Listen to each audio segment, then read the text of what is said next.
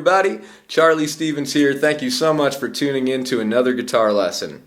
Alright, in this lesson I'd like to teach you how to apply some of these boom chuck patterns we've been learning to a real song.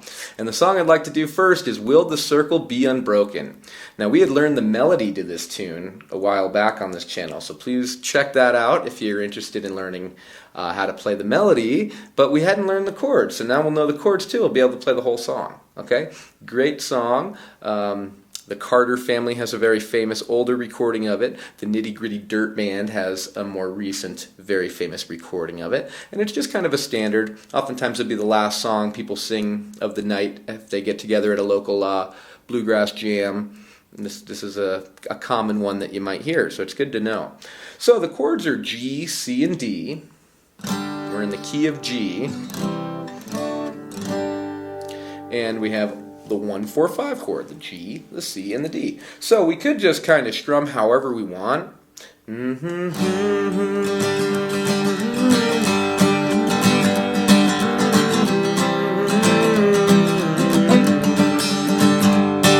Okay, but to make it sound right, these boom chuck patterns are really going to be appropriate for this tune. So really it would sound better if we did something like this.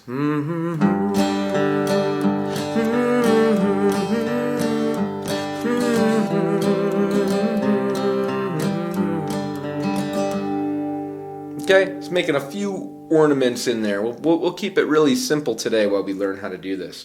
Okay, so in the beginning of the song we have 4 measures of a G chord. And then in the 5th measure it goes to a C chord. So now when we go to a G to a C, we don't run into the boom chuck dilemma at all. We're allowed to just do a regular boom chuck pattern with alternating bass notes for all 4 of those measures of G. 1, 2, 3, 4, and C. Then there's 2 measures of C. Okay, then after that we actually run into the boom chuck dilemma though, because we're heading back to G right after those C's. So if I were to do my regular alternating bass boom chuck, I would have gotten to this G note in the bass over a C chord, and then I would have had to keep that exact same note in the bass for a G chord. Not the end of the world if you want to do that as you're learning and you know that feels more manageable for you where you're at. I think that's okay, but I do want to make you aware that it's less desirable than if we were to double the C note in that 2nd measure of C. So the 1st measure of C we can boom chuck, and then we double up and back. Okay? So that's how that works. We have 4 measures of G, nothing to worry about, just normal boom chuck. Then we get to C, 1 measure normal boom chuck, 1 doubled bass. Okay, then we get back to G, normal boom chucks. This time we have about 6 measures of G that is just normal alternating bass. Then we have 1 more measure of G before it heads to D. So in this one, since it's on the way to D, we're not going to play the alternating bass, because if we alternated it, that note we alternate it with is the D note, and then when we get to the D chord, we'll get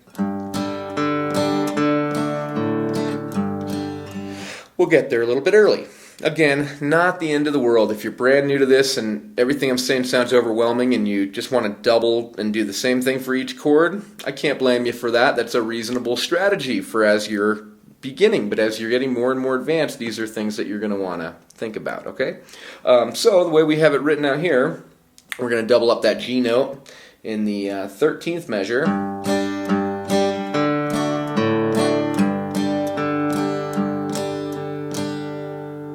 Okay?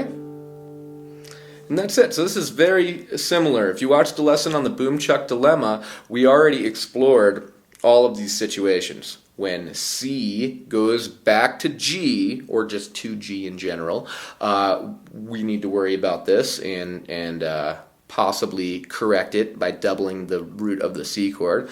And when G is going to D, we run into this dilemma that we need to decide if we're going to fix. And if we fix it, we're going to double the G note. Okay? So hope that makes sense. Why don't we try the whole thing together? So we got G alternating, another measure G alternating, Third measure, G alternating. Fourth measure, G alternating. C, alternate. C with a hold on C. Back to G, alternate. Still G, alternate. Bunch more G. Keep alternating. Another measure.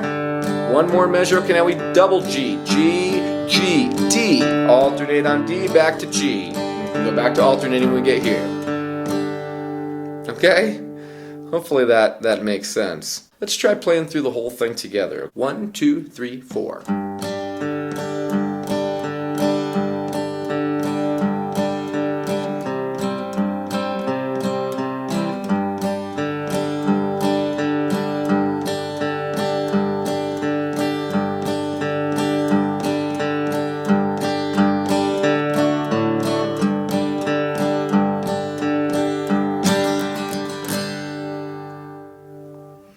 I was standing by my window on a cold and cloudy day when I saw that hearse come rolling for to carry my mother away. Will the circle be unbroken by and by, Lord, by and by? There's a better home awaiting in the sky, Lord, in the sky. All right, great tune. Well, I like that song a lot, and I hope you enjoy it too. So this just gives us an excellent opportunity to practice our boom chucks. We know the melody of this, so we can kind of